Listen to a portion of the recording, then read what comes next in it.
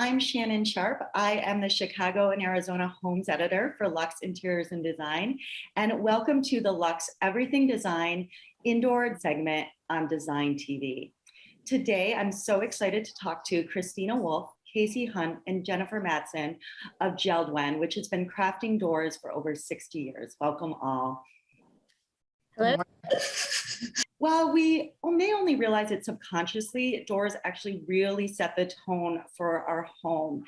And as we're slowly opening our homes to intimate groups, we are really starting to realize that more than ever. The door is the first thing that greets you. It's what guides you through the home, and then it eventually leads you into the yard, which we've all been enjoying, during the past year and a half. It's that experience that I want to talk about today. And Christina, I'd like to start with you. I'd like to talk about the IWP Aurora fiberglass doors, which are exterior doors.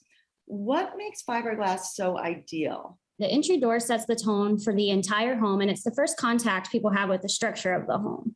The IWP Aurora fiberglass door line is Jeld-Wen's luxury bespoke door line. They are beautiful and low maintenance.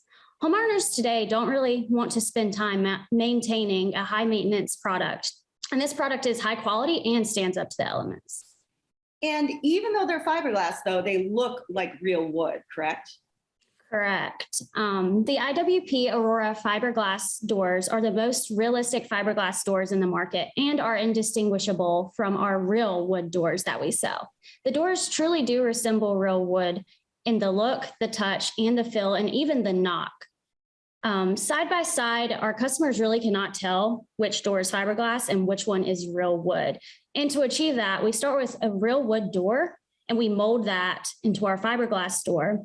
And it creates the most realistic wood texture that's available in the market today. That is so cool. I mean, it's just something that's so ingenious. What's another great aspect of these doors is really it can be whatever the customer wants, correct? Correct. So IWP Aurora fiberglass has the broadest size and design range of any other fiberglass door line in the world, and it has endless design capabilities. We are actually the only fiberglass door manufacturer in the industry that can make 4-foot wide by 10-foot tall doors. Our many standard designs can actually be personalized almost endlessly when it comes to custom paint colors, stain colors, custom glass, and custom wood grains. We are also the only fiberglass door manufacturer in the industry with a full custom glass department, which is really cool. And it gives the customers a full design flexibility. So you can create your own design from a piece of paper, which is awesome. That is amazing. And I think that that's what people really want today. Luxury is about being personal now, right? And people do not want to be limited in their choices when it comes to their home. And they really want something special that reflects who they are. Correct. Doors aren't just a building material anymore. They really are a design element of the home. And our team really tries to stay on top of trends and make sure we have the most on-trend offering in the industry. The IWP team and I actually have been at High Point Market this week, looking at all the different trends, looking at glass, when it comes to lighting, different hardware, different, paint and finish options in furniture. We really look at the entire home to make sure that our door offering matches up with what's trending. We really see that whole home experience, and Jeld-Wen can bring that to the table with our windows, our interior doors, our exterior doors. We have a full offering that really meets the customer's needs when it comes to style. Yes, and I know that, speaking of the other offerings, Kayce, the Corona interior doors also offer the same bespoke options, correct? Absolutely, Shannon. You can really set your home apart with custom interior doors. Whether you're looking to have a specific design element in your home or you want to match an architectural style throughout your entire home, custom wood interior doors by Corona really fit the bill when it comes to that. We offer 21 different wood species to choose from, including your more on-trend species like your white oak and rift white oak, as well as primed MDF. We have 25 different glass options to choose from, custom finishing, custom molding. You can do doors up to 4 feet wide, 9 feet tall. So really customization, like Christina said, it's the name of the game when it comes to luxury. And Corona, you can really customize just about anything you want. Somebody could sketch what their idea of a door is on the back of a napkin, and our engineers at Corona can really bring that to life for them, which is pretty cool. So. Yeah, and I think that once again, like giving people what they want, because doors are becoming so important right now. People are really veering away from open concept. And, so it's something that people are probably thinking about more than they ever have before. Yes. Yeah. Oh, absolutely. With the dawn of more people working from home, as well as just people spending more time at home in general, having doors that can reduce that sound transmission is really top of mind for homeowners right now. And the interior doors from Corona are all your solid wood interior doors. So they really answer the call when it comes to that. Right. And there's a lot of conversation happening right now about longevity, and people want something that really will last. And Corona fits that bill. Yeah, 100%. There's really a couple things about Corona that I can touch on for that. First off, we offer, fire rated products. So when you're talking about longevity, obviously, that fits the bill there. For 20-minute, 45-minute, 60-minute, and 90-minute products. And depending on the building standards and codes, oftentimes homes will require a 20-minute door within the home.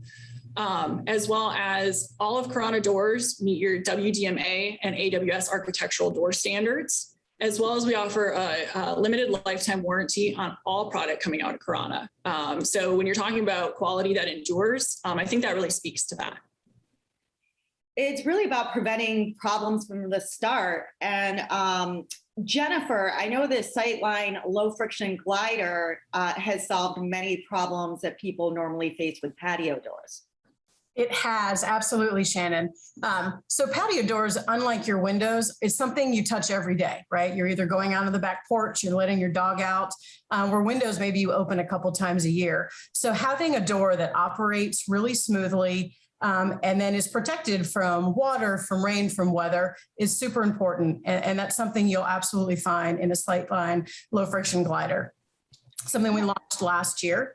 And I can tell you how it does that. Exactly. We want to know. So a typical sliding glass door, the reason it's difficult to operate is because you do have to keep that water and that weather out. And so that weather strip impedes the door from being really easy to open. So with this low friction glider, we use special hardware that allows that panel to operate independent of the weather strip.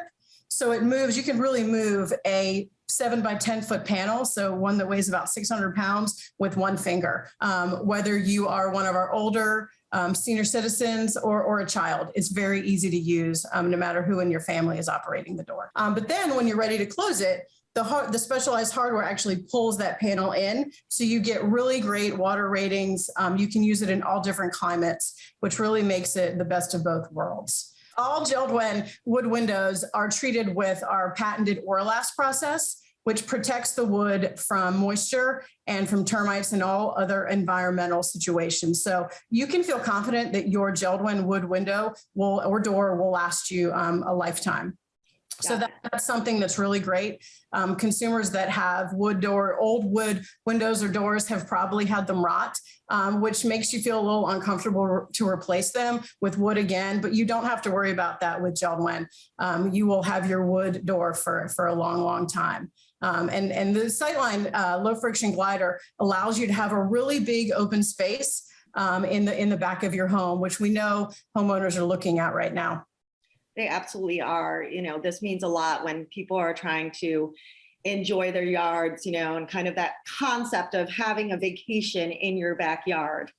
Absolutely. We've seen a lot of homeowners, whether they're remodeling or building new construction, having that big expanse of opening in the backyard, whether you're in a small home, in a community and just have your backyard, or you're looking out on a beautiful ocean or mountainscape, being able to maximize the amount of light coming into your home from the back is great. And it does allow you to feel like you're vacationing just on a Tuesday. That's wonderful. I always want to feel like I'm on vacation, so that works for me. It really is fascinating how doors create such an experience in the home. Once again, it's something that people may not think about consciously, but it creates this continuity, like I said, from, entry to exit. And I really think Jeld-Wen gives people the choices for all aspects of their home. So where can people find more information on this? So for IWP Aurora, we actually have an awesome new brochure coming out next week. So look on our website for that and keep your eye out for all these new marketing materials that we're putting out there that shows all of our new designs. We have new SDLs coming out, new glass, and you'll be able to look at these things and completely customize your home to the door of your dreams. Will do. It's all really exciting. And I want to thank you all for taking the time to talk to me today. I really appreciate it. Thanks, Shannon. Thank you.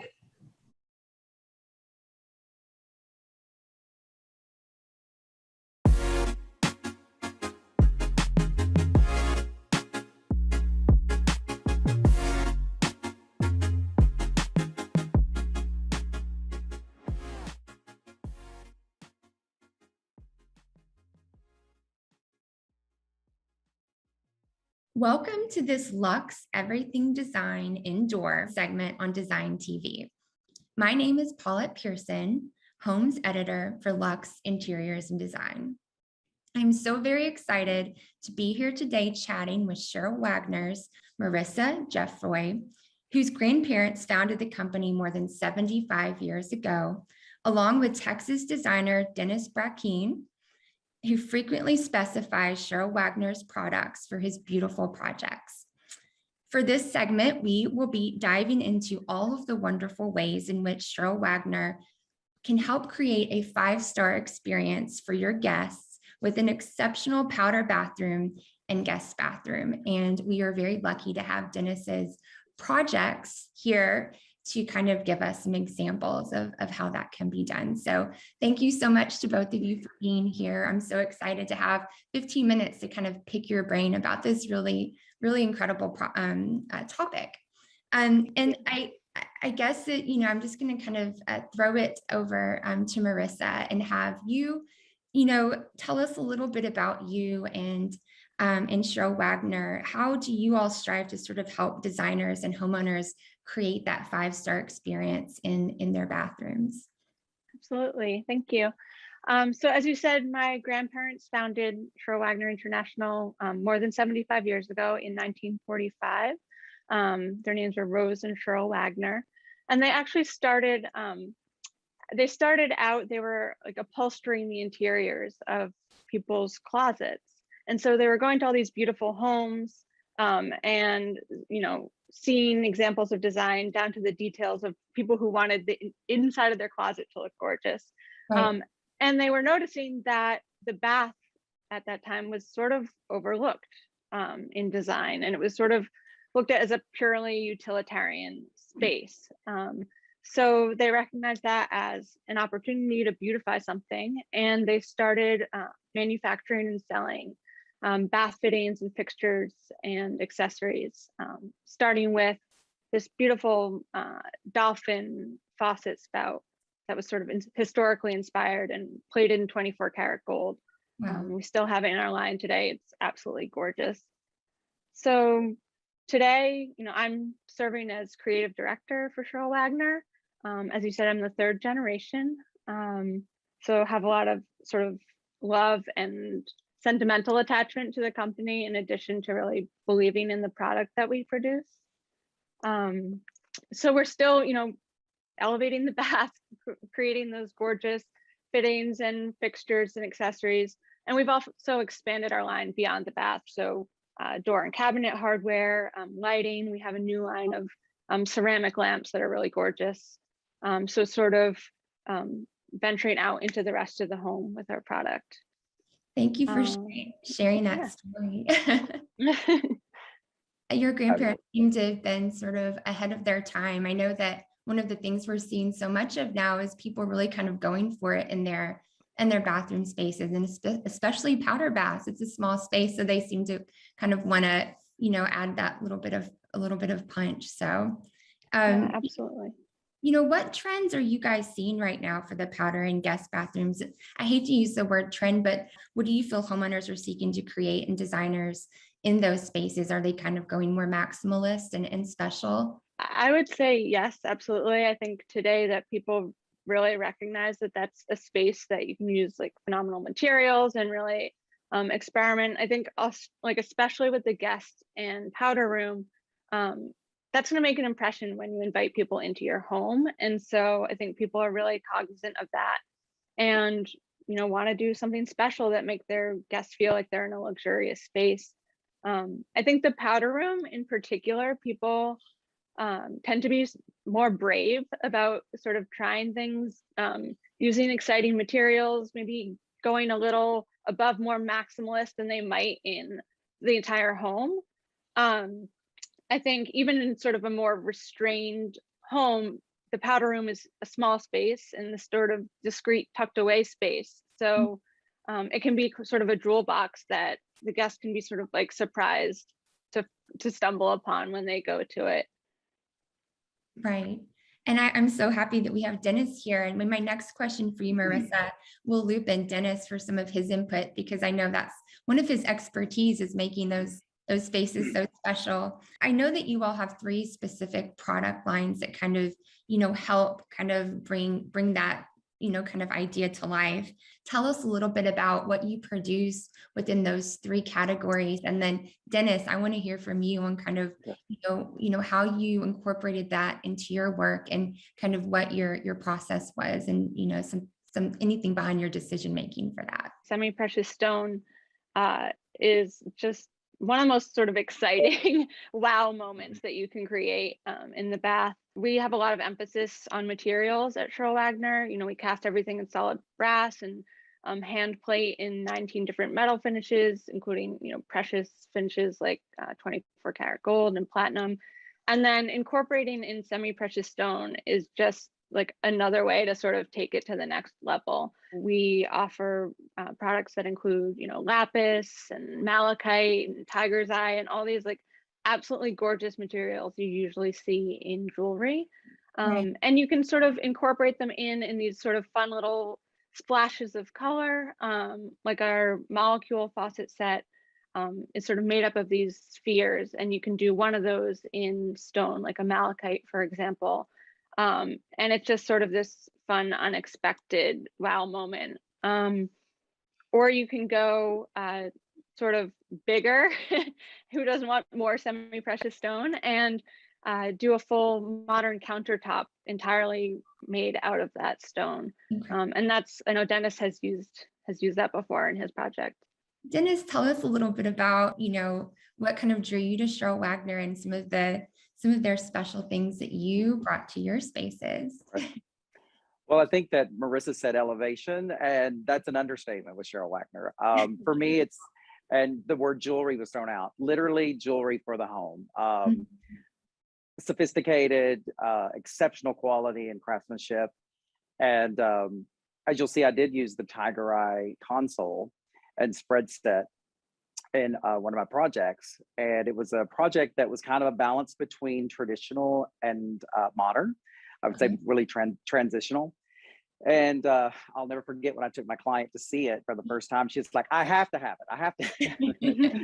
So it just absolutely, the bathroom was not a really large bathroom. So I used this hand painted wallpaper kind of to mimic onyx.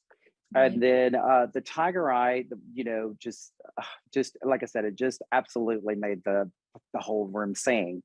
Well, Marissa, how did these categories originally come about? I know it sounds like your grandparents kind of had that, they were so forward thinking, and there's always been this sense of like doing a little bit more, elevating it a little bit more. How did they evolve to what they are today? And, tell us a little bit about the process. Is there any plans for expanding them and doing a bit more as well? Yeah, so they started out with bath fittings, with the faucet sets, and then pretty quickly realized that people would want to be able to coordinate the rest of the room, the towel bars, their shower fittings, their everything sort of you'd want to have in the same finish, come from the same source, and continue the same sort of motif across the bath. So they expanded pretty quickly into encompassing the entire bath. including those larger pieces like the counters, consoles, pedestals. And even beyond that, we can do custom molding and casings and sort of tie the whole bath together in a beautiful stone. And then I guess we've just sort of built from there over the decades. The biggest expansion has been stylistically. We have a really broad range of styles, including still those sort of originally introduced, beautiful, hand-chased, intricate, sort of historically inspired pieces, through to some super fun, modern, really unique, like stuff you can't find in the market anywhere else, like the Molecule that I mentioned, Apollo, these designs that my grandfather designed himself during sort of the emergence of modernism as a design style. So they're really sort of historically significant as well, because he was very avant-garde and sort of pushed that movement forward in design. And when we introduce new collections today, which we try to do at a pretty regular pace, it's really just trying to sort of live up to the standard that he set. And in turn, it makes you all sort of a dream for designers like Dennis to work with, because you can let your imagination sort of run wild with all these incredible ideas. Well, tell us, Dennis, what is it that you love most about working with Sherle Wagner International? I think, the biggest thing, besides being, to me, an iconic a line, is you always know exactly what you're going to get. The quality's there. It's going to be a showstopper, which no matter which particular style you go with.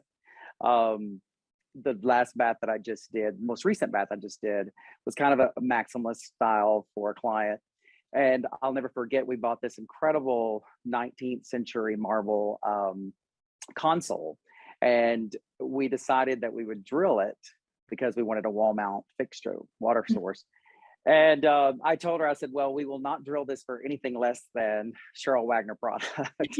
She was like, oh, absolutely. So we used the swan faucet, just unbelievably gorgeous. Like I said earlier, it is jewelry for the home. It elevates every space. There's a lot there that's just amazing. So I think people should have a little bit less fear and go with it, go big. Right. Well, thank you so much, Marissa. Is there anything you'd like to add to the conversation before we have to say goodbye? Sure. I wanted to thank Dennis for joining us. And he's sort of the example of designer we love to work with, who's like, loves the product and, does all different sorts of styles and recognizes, we can be in the most contemporary spaces to the most sort of like historical spaces. And really knows how to sort of mix and match and incorporate our product to create something beautiful. Right. And we're thankful to both of you for working together to create such beautiful spaces that we can enjoy and talk about. So, well, thank you, Marissa and Dennis, for your time today. And I'm looking forward to seeing more from both of you. And thank you for being so inspiring to all of us. So we'll talk again soon. Thank you so much. Thank you. Bye-bye. Thank you so much to our DesignTV viewers. Check out Sherle Wagner online for more inspiration.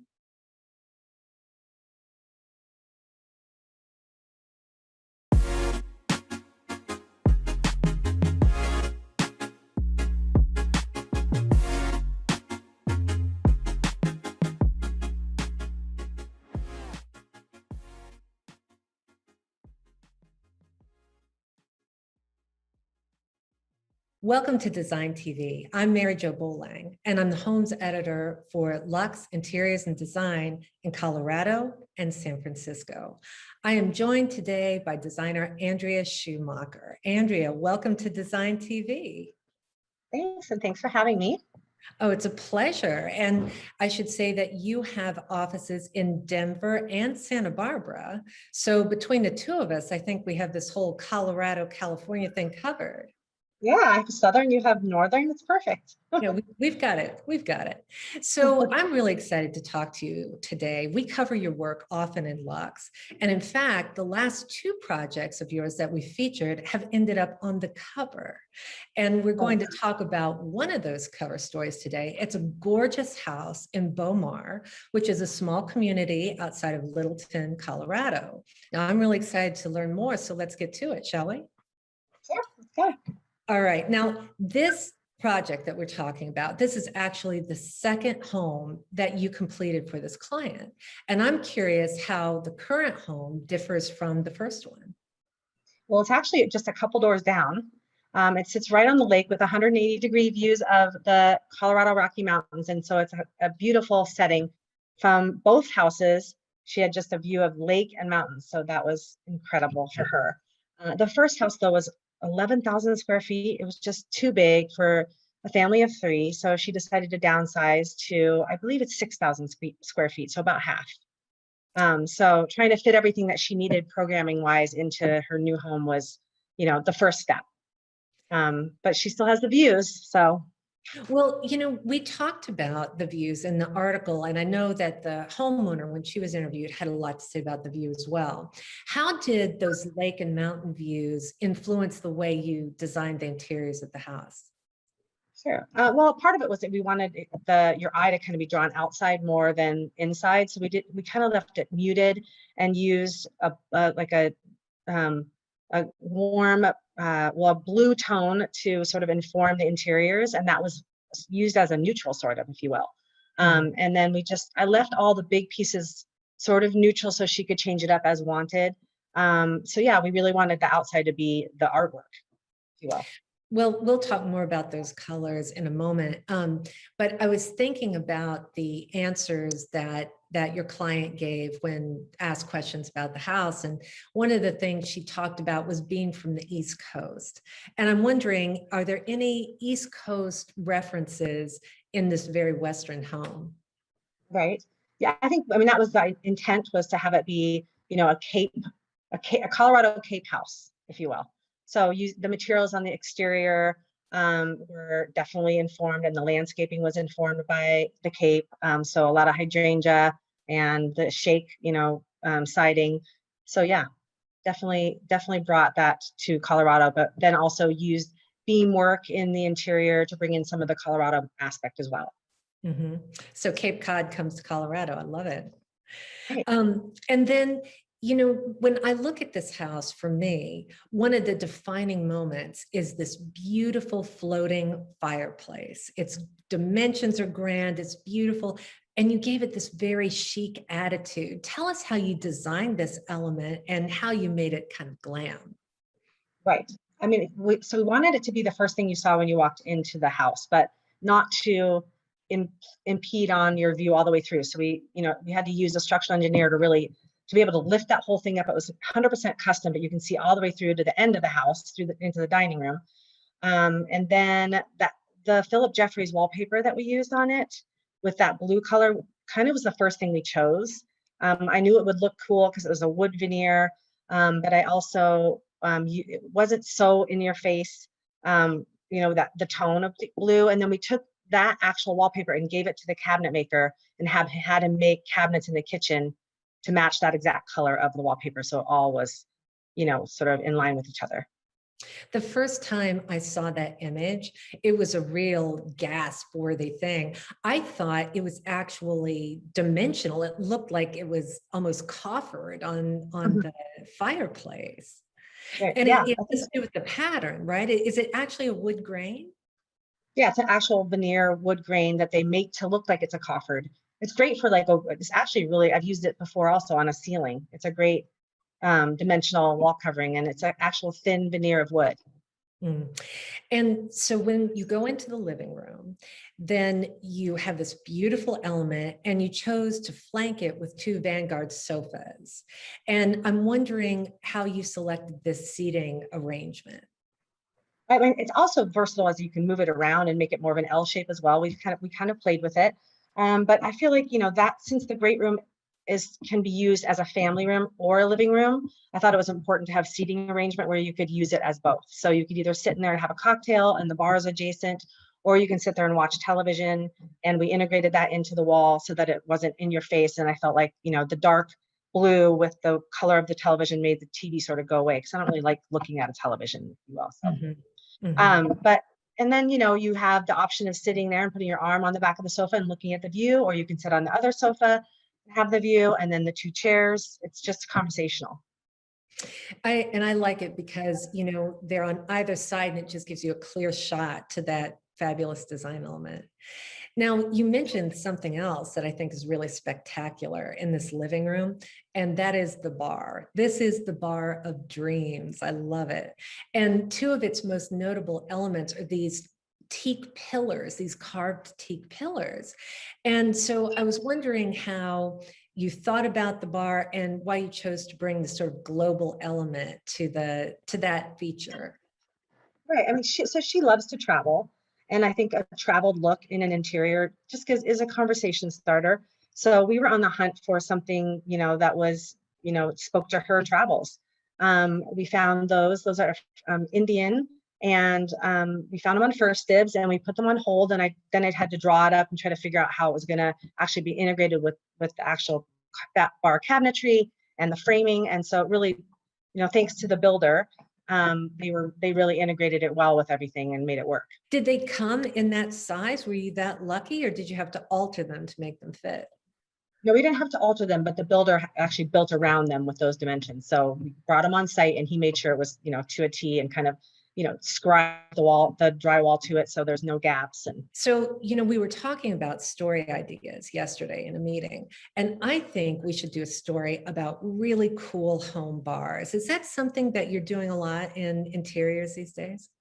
it is. I think people like to gather either at the kitchen or at the bar area. And if they're integrated, then it's just, you know, where they're going to go. This gives a second option to gather. And I've seen it in her house and lots of other bar designs that we've done where it's the second gathering place, and that kind of spreads people out, especially if you don't have them adjacent to each other. So yeah, I think it works well. Now, you mentioned the kitchen, and the kitchen is one of the shining stars of this home. And one of the things that's really notable about it to me is there are elements in there that are made to look like furniture. And I'm wondering why you did that, what that adds to the aesthetic of the home. I just don't like looking at refrigerators or freezers. So we do this often where we make them look like armoires in the kitchen.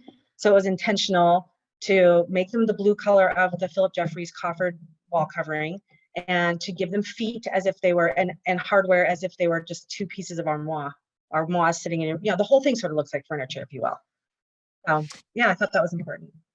Well, if you know, there are these elements that are furniture, the range hood is the jewelry of the room. That is such a stunner. Is it actually brass?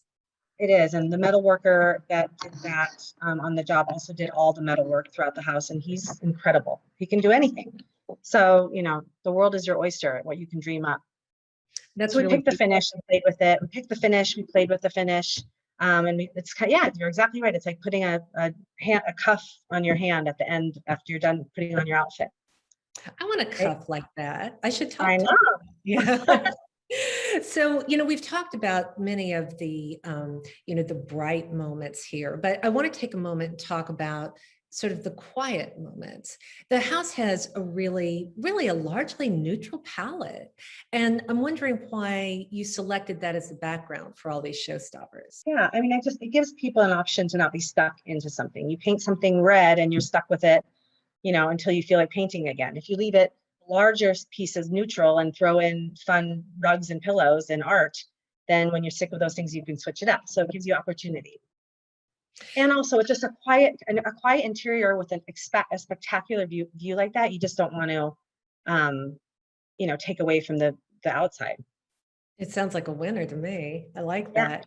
Yeah. And maybe that's why, you know, in the article we quoted you as saying that this house has almost chameleon-like nature. Is that what you were referencing? Yeah, exactly. Because the outside is what informed the inside. And then, you know, all these ideas, it seems like they come together in the entry of the home. When you walk in, it sort of tells you what's ahead. And I wonder if that's how you see it. What story do you think the entry tells? There's a lot of found objects. There's an antique, so it's a mixture of new and contemporary and unique. So the chandelier we found, it's from a company in South Africa, and they take leather strips and they create chandeliers out of strips of leather, which is, I just think, you know, right there it tells you what's about to come, right? And then the antique and the art is colorful and it informs the blues you're going to see when you walk in. So I think the entry is a good sort of vignette of what is to come. Well, we can't talk about this house without talking about the dining room. And the dining room has many statement-making elements. The Quincy chandelier from Visual Comfort, the table and the chairs by Vanguard. Tell me about assembling these pieces together in one room. Yeah, sure. I mean, the chairs, again, they're blue, but they're sort of the neutral color of the home and bring the outside in. And the chandeliers, again, are like jewelry, I think, to the home, just has a little bit of that, you know, dramatic bling to it. And then the table's large enough to have a lot of people around it. And again, it draws your eyes outside to the view. And then, of course, the art that we commissioned. Well, you know, the art I wanted to ask you about, it's by Sunny Morel, correct? Yes. And Sunny, you asked her to paint these beautiful, colorful butterflies. And I'm wondering, was there a reason for butterflies? Is that something personal to the owner? Well, yeah, so she has this artist, Paul Valinsky, with an installation of the metal butterflies. I don't know if you know about him, but he finds old cans, like beer cans and Coke cans, and has them collected in New York City and pounds them down into little butterflies and has them on these little, he pins them into the wall so that they actually flutter with the wind. And he does these different installations. He's quite famous. And so she already had that, and we moved it over to this house. And so I wanted to sort of play off of that, but bring more color into it, and also have her daughter's eye hidden in the butterflies. So Sunny took a photo of her daughter and hid her face sort of in the butterflies. So if you look hard enough, you can see the eye of her daughter. So I didn't know that. So I, along with all of our readers who are watching this, we're going to be examining that page. Well, I love it. And in fact, that's just one of many personal touches here. You know, you mentioned that there were many feminine touches in the house, and that you really tailored this interior to your client's personality. Can you tell us about that? Sure. I mean, she had items she was bringing from that the house before that we tried to incorporate. But yeah, there's a lot of, you know, her master closet is very girly. We did like a soft snakeskin wall covering in the master bedroom, all it's soft blues and purples. And yeah, so it was, I mean, we kept it neutral, but we definitely added some pinks and purples and some feminine touches throughout. And how would you say that these elements or other elements reflect her personality? Oh, she's just fun and funny and quirky and has a great sense of humor. And so I think, you know, I think interior should never be too serious, and that there can be some fun and funny things that spark a conversation. So yeah, I think wherever you sit, there's something to talk about. We're talking about the sort of feminine, girly elements, as you call them. And I think one of the places where that's really evident is the primary bathroom. What about this makes it a room for a woman? Well, we started with the drapery, and it has just a textural velvet. It's really rich. It has a lot of different colors in it, and definitely pops of hot pink. So that was kind of we started there. And then we definitely wanted to make the bathtub somewhere that she would sit and soak and look outside, and then also give her a steam room. And then that tile around the vanity it has a little bit of a girly element with hints of brass in it. And just the pattern itself, I think, has that lens to it being feminine. But it's also, it's not subtle, but it's not too in your face. So I think it is a great marriage of sort of neutral and feminine at the same time. And it sounds like it's really a personal retreat. Exactly. And just for her. I love it. So you mentioned the snakeskin wall covering. When you go into the primary bedroom, you have this a beautiful view, right? And you have this snakeskin wall covering, a bed that's crafted with a fabric that almost looks like a tortoise shell to me, and these pillows with bird motifs. Tell me about mixing and combining all of these textures and different patterns. Sure. I mean, so I think it's fun. I mean, I just love having animal motifs in any interior. It just gives it a little quirkiness. And you know, the snakeskin, I think because it's soft enough, it's not so in your face, but it gives that textural feeling to it. And also it just gives it a little edge. It's kind of edgy. So I love anything snakeskin. Yeah, so she's just fun and playful, and we just wanted to keep it that way. So in all of the projects of yours that I've edited or written about, there is a bird motif in every one of them. Is there? And, It used to be horses. well, I mean, animals, right? So Yeah, animals. Yeah. What is it? You know, in this home alone, we've got the butterfly, we've got the snakeskin, we've got, you know, a tortoise shell and birds. What is it about the animal reference that makes a home wonderful? Just it's better than just plain textures are boring to me. I think it's fun to have a menagerie. I love it. Now, another element that I think you have to discuss if you're going to talk about this house is the main staircase. It's beautiful, and its color is unique, its function is unique, and the rail is custom designed by you. So explain how you came up with the program for the staircase. I love a little Asian of anything. So I love that, you know, that the motif of the railing. Just a Chippendale classic. You can spin around forever. So I love that it's just got a little bit of, it's brand new, but it has that old unique pattern to it. And then the bookshelf was just, it was like, what do we do with this huge space? You know, it's like 2 stories. It's dramatic, and we're just going to put a big, huge piece of art there. I feel like books are art, depending on how you display them. And also it's an opportunity to bring color in because of the spines of the book. So we arranged it in a way that brought life to that whole space. And I think books just bring so much texture to a home, you know? I love it because, you know, and it's lit so beautifully with these brass sconces. And I love it because you can, you know, be going down and select a book, or coming upstairs to the living room, select a book, sit down and read. It's really beautiful.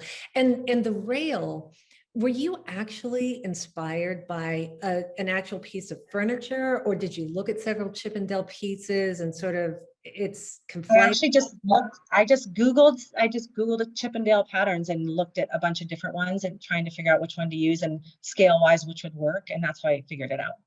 Gotcha.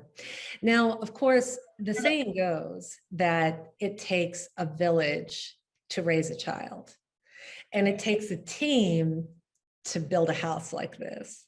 Right. And so who else was on the team that made this house reality? Well, so the architect and builder, and obviously the landscape designer. I had nothing to do with the landscape designer. It was all him. He and Amy worked together. But the architect and builder and I were definitely 3 musketeers to get this done. It was Dan Fuller and with Haley Custom Homes, and Matt Stace with Stace Architecture, and they were fantastic. And you know, that's how a beautiful home is built, as a team. And the landscape architects, we should say, are Nick and Amy Pisani, correct? Yes.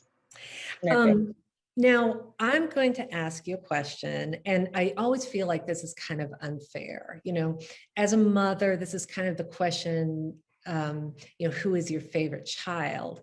But as a creator of all these rooms, do you have a favorite room or space in this house? I would say the powder room, 100%. It's just like the little gem of the house. It's got everything going on that I could ever want. It has beautiful wall covering, hand painted chinoiserie wall covering. The ceiling wasn't forgotten, and we, you know, capped it with a beautiful grass cloth. It has an antique incorporated in it by using that antique Chinese piece that we wrapped in stone. So it was just thoughtful, and because it was so small, I just feel like it just really shines. Oh, I love it. I love you picked the smallest space as your favorite. Yeah. Is there anything that you learned or took away from this project after it was finished? One thing I learned was working with the architect so early on in the process. I actually got to get really deep into the architectural side of things with him. Our first pass at everything, the pitches of the roofs were low and it sort of looked a lot like the other Bomar houses. And then we started working together to try to get the pitches more in angle and in line with the views and to line up. And so I learned a lot about, like, he would talk to me and teach me about how the loads were going to be held and where the snow was going to shed off. And so, we were kind of going back and forth on, well, can we do this? Can we do that? So I learned a lot about, the roof lines, which I hadn't really thought about until this project.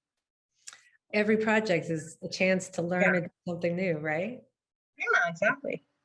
Well, Andrea, thank you so much for sharing your thoughts and giving us a closer look at this beautiful project. That's all we have time for today, but I want to thank you again for talking to us, and I want to thank everybody for watching Design TV. Until next time. Thanks, Andrea.